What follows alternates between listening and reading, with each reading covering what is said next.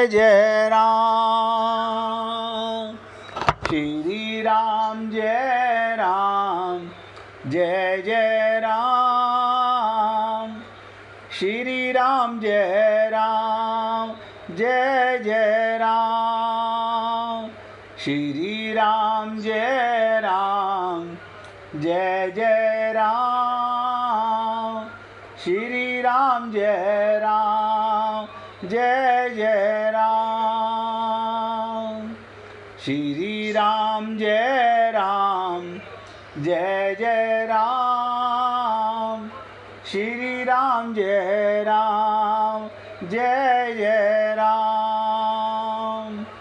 देखिए, बहुत ध्यान से सुनने का प्रयत्न कीजिएगा। श्री राम का आलिंगन किससे? जब भक्ति भगवान एक हो जाती हैं, जब भक्त और भगवान एक हो गए तब आलिंगन होता है। कैसे? जब पवन पुत्र हनुमान लंका से लौटे, उनके चरणों में केवल धूल नहीं थी बल्कि विजय थी, सेवा और समर्पण की सुगंध थी। उनकी वाणी में केवल समाचार नहीं था, माता सीता का विरह, उनकी पीड़ा और प्रभु तक पहुंचाने की आशा भी थी। जैसे ही हनुमान जी ने श्री राम के सामने सीता माता का संदेश सुनाया, वो क्षण साधारण क्षण नहीं था। वो क्षण साधारण क्षण नहीं था, वो क्षण था भक्ति के पूर्ण होने का और भगवान के हृदय के पिघलने का। ध्यान से सुनिएगा, वो क्षण इतना आसान नहीं है।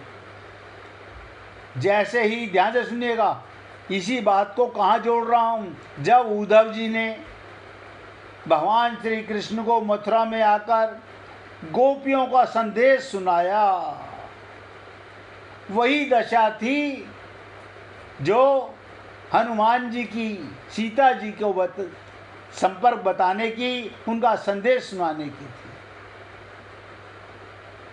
तो भगवान के हृदय के पिघलने का, प्रभु श्री राम की आंखें नम हो उठी, वाणी रुक सी गई और हृदय भावनाओं से भर गया। और भगवान क्या बोले? हनुमान, जो कार्य तुमने किया है वो केवल बल का नहीं है, बल्कि बुद्धि, साहस और अटूट भक्ति का प्रमाण है। वो कार्य तो देवता भी नहीं कर सकते थे, लेकिन आगे जो हुआ वो शब्दों से भी परे था। श्री राम ने क्या कहा?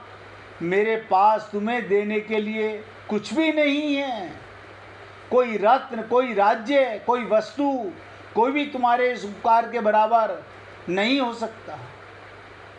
प्रभु ने अपने दोनों भुजाएं फैलाकर हनुमान को अपने हृदय से लगा लिया। वो आलिंगन केवल एक गले लगाना नहीं था, वो भगवान का अपने भक्त के प्रति समर्पण और सेवा का सर्वोच्च सम्मान था, और भक्ति की पराकाष्ठा का अनमोल पुरस्कार। उस क्षण में ना कोई राजा था, ना कोई सेवक था, ना कोई ईश्वर था, ना कोई भक्त, बस दो प्रेम थे। आत्मा और परमात्मा का मिलन है।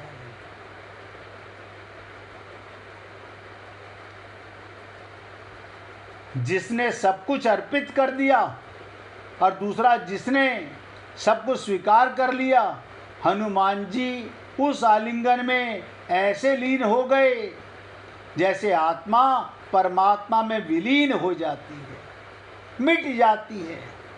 यही लीला, बहुत ध्यान से सुनिएगा, यही लीला रास के समय श्रीमद् भागवत महापुराण के रास पंचाध्यायी में जब गोपियों का भगवान के साथ जो रास होता है वो मिटना होता है। भगवान अपनी भगवत्ता त्याग देते हैं, भक्त अपना अहम त्याग देता है। केवल भक्ति रहती है, मिलन होता है।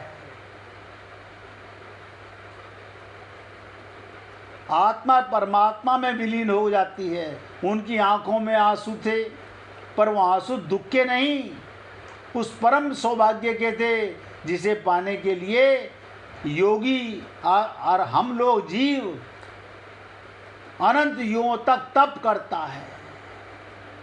ये प्रसंग हमको क्या सिखाता है? आज हनुमान जयंती पर हमें प्रेरणा देता है।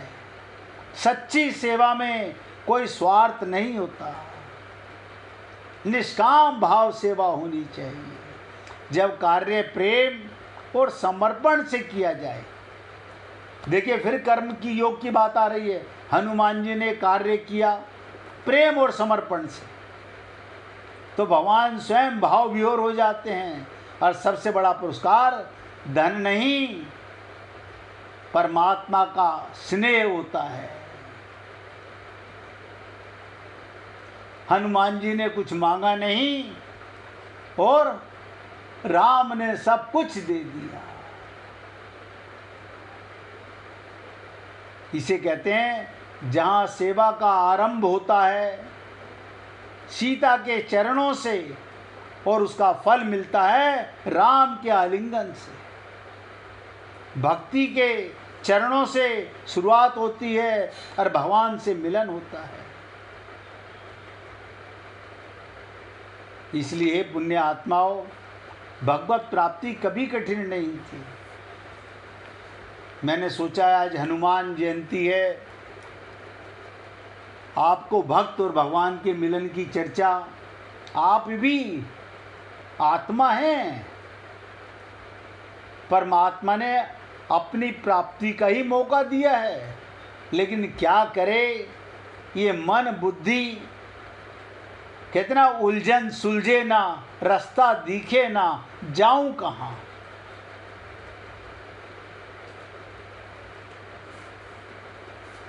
अब गीता के 3 अध्याय के 20वें श्लोक पर और थोड़ी सी मार्मिक बात करेंगे और आपसे निवेदन करेंगे पूरी एकाग्रता के साथ एक एक शब्द को हृदयंगम करने का भरसक प्रयत्न कीजिएगा। और कुछ समझ में ना आए तो आप सबको राइट है पूछने का, खुलकर पूछिएगा। मैं तो केवल निवेदन कर सकता हूँ। बहुत ध्यान से समझो, गहरी बात बताने जा रहा हूँ। मनुष्य सांसारिक पदार्थों की प्राप्ति की तरह, क्या मतलब, आम जीव, आम मनुष्य सांसारिक पदार्थों की प्राप्ति की तरह परमात्मा की प्राप्ति भी कर्मजन्य मान लेता है। पूजा करने से भगवान मिल जाएंगे, मंदिर जाने से भगवान मिल जाएंगे, उपवास करने से भगवान मिल जाएंगे, परिक्रमा करने से भगवान मिल जाएंगे, तीर्थों में जाने से भगवान मिल जाएंगे। यही बातें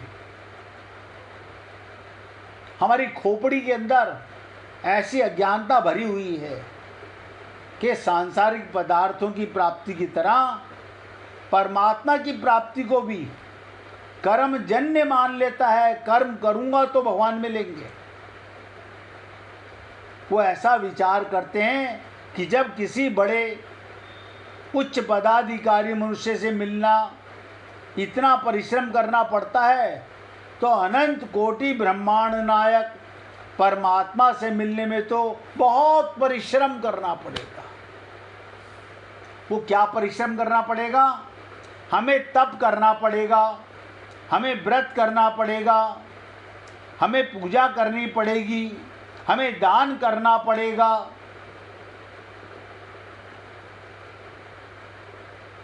बस अब आप सोचिए, भगवान को भी कर्म से पाया जा सकता है, कर्म योग से। निष्काम भाव से, निस्वार्थ भाव से जनक आदि अनंत संत महात्माओं ने भगवत प्राप्ति की।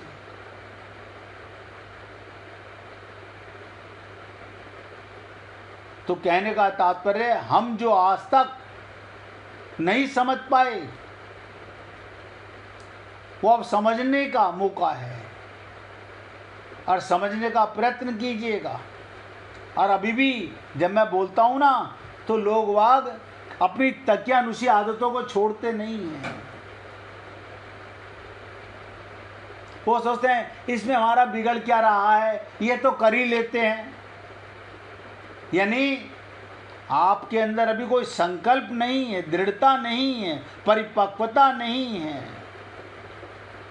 भगवान की बताई हुई बात, संतों की बताई हुई बात भी मानना चाहते हैं और अपने मन की बात भी करते रहना चाहते हैं। हम सोचते हैं हम कोई गलत थोड़ी कर रहे हैं, कुछ ना कुछ तो अच्छा ही कर रहे हैं। यानी बुद्धि बिना लगाए हम शरणागति नहीं करते। यही साधक की सबसे बड़ी भूल है, सबसे बड़ी भूल है। हम लोगों की सबसे बड़ी भूल ही यही है। पाना चाहते हैं राम रस, लेकिन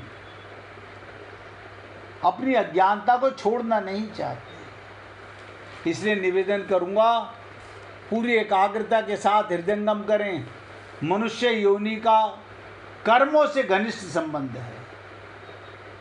ये मनुष्य योनि जो है, इसमें इसे कर्म योनि कहते हैं। इसलिए मनुष्य योनि को कर्म संगी अर्थात कर्मों में आसक्ति वाला भी कहा गया। कर्मों में आसक्ति, यही कारण है कर्मों में मनुष्य की विशेष प्रवृत्ति रहती है, और वो कर्मों के द्वारा ही अभिष्ट वस्तुएं प्राप्त करना चाहता है। यानी मैं धन कमाता हूँ तो कर्म करके कमाता हूँ। अब जैसे कर्म यहाँ कर रहा हूँ, अब भगवान को भी लालच दे रहा हूँ कि भगवान भी पटाई में आ जाएंगे। यानी हम अपनी बुरी आदतों से बाज आना ही नहीं चाहते। प्रारब्ध के साथ रहने पर वो कर्मों के द्वारा ही अभिष्ट सांसारिक वस्तुओं को प्राप्त भी कर लेता है। आप और हम लोग सांसारिक वस्तुएं कर्मों से प्राप्त कर लेते हैं, जिससे उसकी ये धारणा पुष्ट हो जाती है पक्का कि प्रत्येक वस्तु कर्म करने से ही तो मिलती है। अब ध्यान दीजिएगा, आप कहेंगे आप व्रत करते हैं, उपवास करते हैं, ये भी तो कर्म करना ही है। देखो हम भूखे रह रहे हैं, किसके लिए? भगवान के लिए। भगवान के लिए भूखा रहने की जरूरत है। हम मंदिर जा रहे हैं भगवान के लिए, हम सत्संग सुन रहे हैं भगवान के लिए, लेकिन माइक मन नहीं मिटाना चाहते हैं।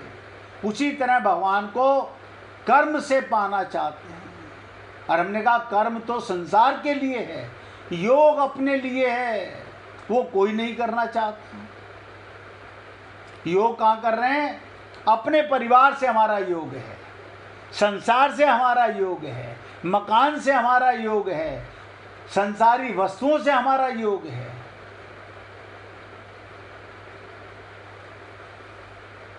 परमात्मा के विषय में भी उनका यही भाव रहता है। क्या भाव रहता है? ध्यान से सुनो। वो चेतन परमात्मा को भी जड़ कर्मों के द्वारा प्राप्त करने की चेष्टा करता है। मैं और इससे ज़्यादा खुल के क्या कहूँ। हम वही निकृष्ट कार्य करके किसी संत की बात को हमने कभी माना ही नहीं है। हमने वही किया जो हमारा मन कहता है। हाँ हमें सब पता है, हमें सब आता है, हम सब कर लेंगे। अच्छी बात है भैया, क्यों? हमने देखो मेहनत की थी, हम पास हुए कि नहीं पास हुए? हमने मेहनत की, हम डॉक्टर बने कि नहीं बने? यानी उन्हीं कर्मों से संसार की वस्तुएं ग्रहण की जाती हैं, उन्हीं मेहनत से, उन्हीं कर्मों से भगवान को भी पाना चाहते हैं। अब जड़ में और चेतन में अंतर समझ नहीं पाते। अब अपनी बुद्धि के गुलाम होकर के हम सब यही कर्म कर रहे हैं। तो परमात्मा के विषय में भी उनका यही भाव रहता है, और वो चेतन परमात्मा को भी, ध्यान से सुनो, यहां पकड़ने की पॉइंट बता रहा हूं। जड़ संसार और चेतन भगवान को दोनों अपनी बुद्धि से पकड़ना चाहते हैं।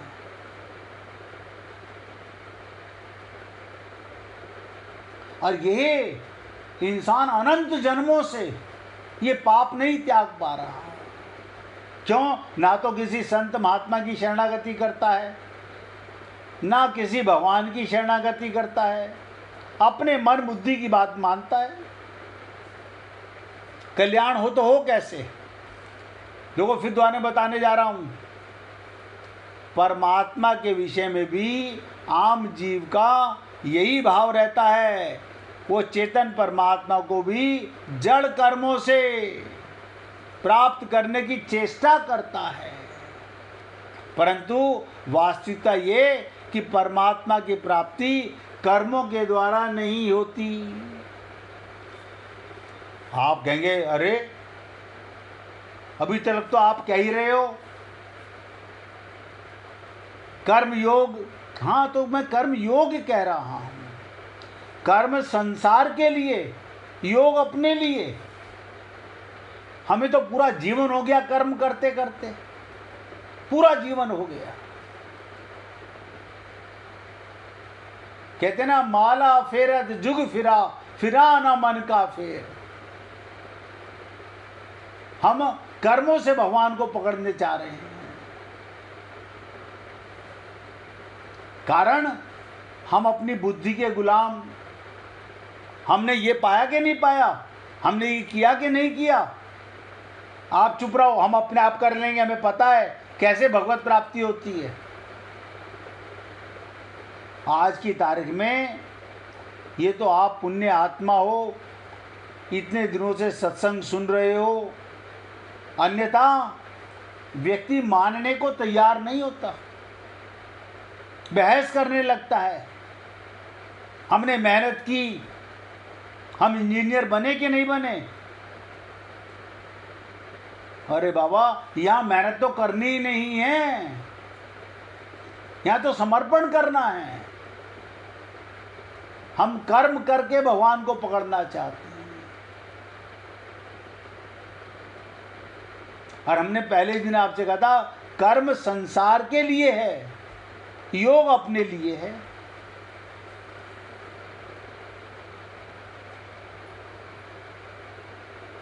वास्तविकता यही कि परमात्मा की प्राप्ति कर्मों के द्वारा नहीं होती। गोल्डन वर्ड नोट कर लो, हृदय के अंदर लिख लो, किसी कर्म से भगवान नहीं मिलेंगे।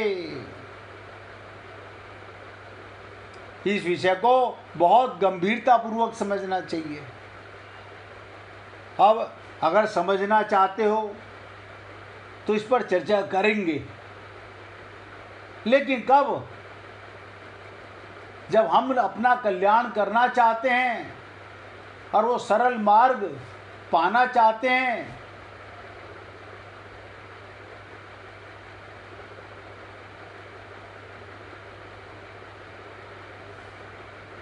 किसी को आज सलाह दो, वो उल्टी सलाह देने लगता है। आपको क्या पता हमने ये किया कि नहीं किया।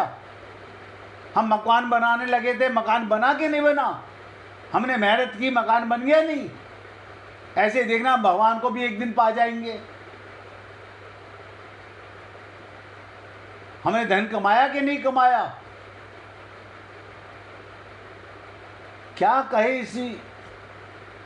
इसे कहते कुबुद्धि, माइक बुद्धि से दिव्य परमात्मा, चेतन परमात्मा को पकड़ना चाहता है माइक कर्मों से। आज तक तो हमारे साथ यही हो रहा है। आगे क्या होगा ये आपका अपने समर्पण के ऊपर डिपेंड करता है। आप कैसे भगवान को पाना चाहते हैं, लकीर के फकीर बनकर के पाना चाहते हैं जो हम आज तक करते आ रहे हैं, हम तो उसी डर्रे पर चलेंगे। अच्छा, कमाल की चीज़ मैं एक बात और देखता हूँ, संसार में लोग क्या कहते हैं, अच्छा आप बता दीजिए हमें क्या करना चाहिए। हमने बताया कुछ ना करना, करना तो संसार के लिए है। फिर करके तो देख लेते हैं, करने में जा क्या रहा है, अपना बुराई तो कुछ है ही नहीं। हम अपनी बुद्धि जरूर लगाते हैं, हमारा ऐसा करने में गया क्या, कुछ ना कुछ अच्छा ही होगा। हम गुरुजी की बात भी मानेंगे, अपनी खोपड़ी की बात भी मानेंगे।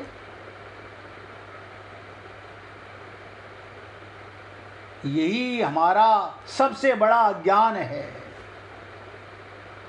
1 मिनट भगवान का कीर्तन कीजिए, इसके बाद आगे और विशेष चर्चा करेंगे। गोविंद गोविंद गोपाल भज मन गोविंदा, गोविंद गोविंद गोपाल भज मन गोविंदा,